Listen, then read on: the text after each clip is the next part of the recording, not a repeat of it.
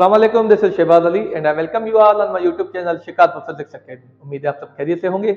आज का जो हमारा लेक्चर है वो क्लास मैट्रिक्स से है, चैप्टर नंबर 2 से लेक्चर नंबर 7 है reflection echo of a sound. या तो आप इसे रिफ्लेक्शन कहें या एको कहें, बात एक ही है।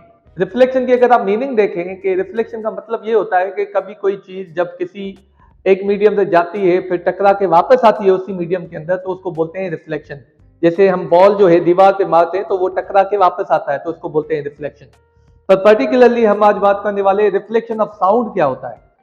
आपने अक्सर देखा होगा या सुना होगा या आपने कभी एक्सपीरियंस भी किया होगा, जो जो माउंटेनियस एरियाज होते हैं जहाँ पे बहुत सारे माउंटेन्स होते हैं, जब आप वहां पे बात करते हैं या चिल्लाते हैं तो आपको अपना ही आवाज दोबारा सुनाई देता है, मतलब बार बार सुनाई देता है। इसको बोलते हैं रिफ्लेक्शन। चले डेफिनेशन पे फोकस करते हैं। डेफिनेशन क्या कहती है? The repetition of a sound after reflection is known as an echo या reflection। मतलब रिपीटेशन ऑफ साउंड मतलब जब आप बात करते हैं, जब आप साउंड प्रोड्यूस करते हैं या कोई भी साउंड होता है तो जब वो रिपीट होता है, मतलब दोबारा या तीसरी बार सुनाई देता है, तो उसको हम बोलते हैं रिफ्लेक्शन। रिफ्लेक्शन अक्सर हम वहां पे देखते हैं जहाँ पे जो है बहुत ही वाइड एरियाज होते हैं, जहाँ पे कोई ऐसी हिंड्रेंस नहीं होती, जहाँ पे जो साउंड जाके स्टक हो जाए, मतलब जब जाए तो टकरा के फिर उसी मीडियम के अंदर वापस आ जाए, तो उसको हम बोलते हैं रिफ्लेक्शन। जैसे मैंने आपको मिसाल दिया, माउंटेनियस एरियाज जो होते हैं वहां पे जब साउंड प्रोड्यूस होता है, जाता है तो टकरा के फिर उसी मीडियम के अंदर वापस आता है, तो उसको बोलते हैं हम रिफ्लेक्शन। ठीक है, जैसे कि हमने यहाँ पे एक मिसाल लिया है। मिसाल के तौर पे यहाँ पे दो एक पाइप्स हैं, ये एक घड़ी है। अब जब घड़ी, मिसाल के तौर पे आप इसे समझ लें कि घड़ी जो है टिक टिक कर रही है, मतलब आवाज कर रही है, तो ये जो घड़ी का जो आवाज है वो क्या होगा, वो ऐसे इसके अंदर आएगा, फिर यहां पे टकरा के फिर उसी मीडियम में अंदर वापस आएगा। आप यहां पे सुनेंगे तो आपको ये जो आवाज है फिर से सुनाई देगा, टकरा के वापस आना, इसको बोलते हैं रिफ्लेक्शन। ये जो एंगल होती है इसको बोलते हैं एंगल ऑफ इंसिडेंस, इसे हम आई से शो करते हैं। और ये जो होती है एंगल ऑफ रिफ्लेक्शन, इसे हम आर से शो करते हैं। तो आई और आर हमेशा इक्वल होते हैं, मतलब एंगल ऑफ इंसिडेंस जितनी होती है उतनी एंगल ऑफ रिफ्लेक्शन होती है। इसका मिसाल प्रैक्टिकली मैं आपको ऐसे समझाऊं कि ये एक पाइप समझ लें। जब आप यहां से बात करेंगे, अगर मैं यहां से बात करूं ऐसे हेलो, तो यहां से साउंड टकराएगा फिर वापस उसी मीडियम के अंदर आएगा, इसको बोलते हैं हम रिफ्लेक्शन। मैं थोड़ी सी फील कर सकता हूं, यहाँ पे एको प्रोड्यूस हो रहा है जैसे हेलो, तो आवाज जो है वो टकरा के फिर से वापस उसी मीडियम के अंदर आ रही है, इसको बोलते हैं हम एको। ठीक है, या फिर इसको हम रिफ्लेक्शन भी बोल सकते हैं। चले मिसाल के तौर पे हम अज्यूम करते हैं कि एको जो है वो हमें 0.1 सेकंड के बाद सुनाई दे रहा है, मतलब आवाज जा रही है, उसके 0.1 सेकंड के बाद हमें जो है वही आवाज दोबारा सुनाई दे रही है। तो डिस्टेंस मालूम कर सकते हैं। तो जो दीवार है या कोई भी चीज है जिससे टकरा के वो आवाज वापस आ रही है, वो कितना दूर है। आपको पता है डिस्टेंस का जो फार्मूला होता है वो होता है v multiplied by T. Suppose कर लेते हैं कि स्पीड ऑफ साउंड जो है यहाँ पे 340 है,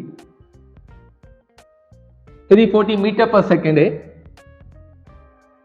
और जो टाइम है मैंने आपको बताया 0.1 सेकेंड है। जब इन दोनों को आप मल्टीप्लाई करेंगे तो आपका वैल्यू आएगा 34 मीटर। मतलब जो आवाज ने डिस्टेंस ट्रेवल किया है 0.1 सेकेंड के अंदर, वो 34 मीटर्स किया है। इसका मतलब ये है कि जो हिंड्रेंस है, दीवार है, वो जो है कितनी दूर है, 17 मीटर दूर है। 17 मीटर क्यों दूर है? क्योंकि जाने के लिए भी डिस्टेंस ट्रेवल करना है, वापस आने के लिए भी डिस्टेंस ट्रेवल करना है।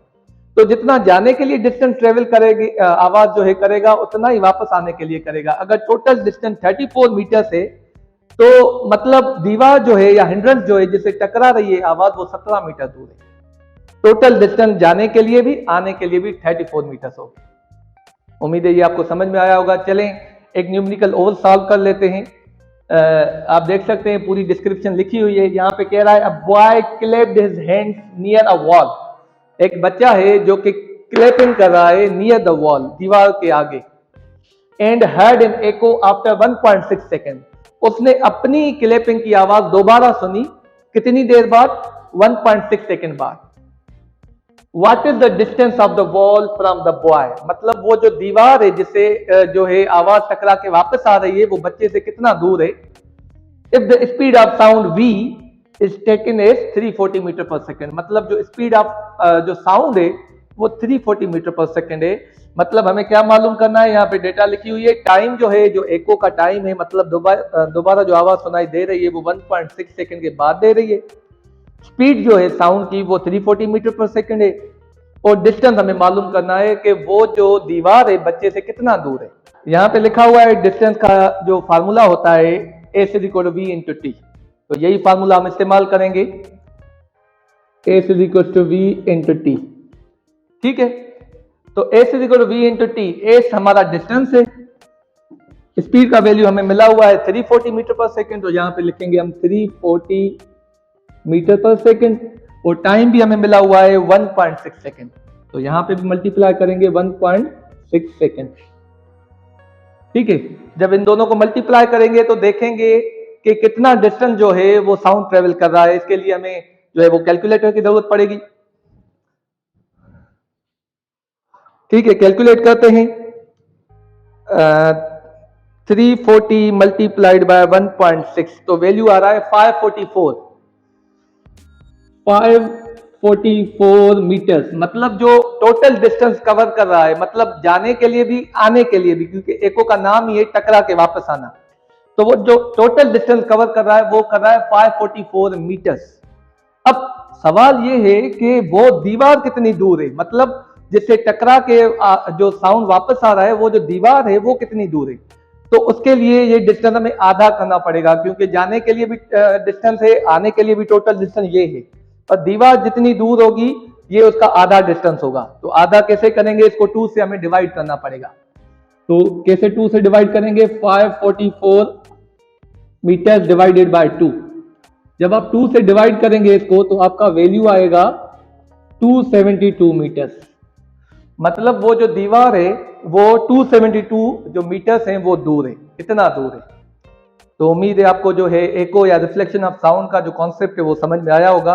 अगर कोई भी क्वेश्चन या क्वेरी रह गई तो आप कमेंट सेक्शन में पूछ सकते हैं। इंशाल्लाह will meet you in the next lecture. Thank you very much.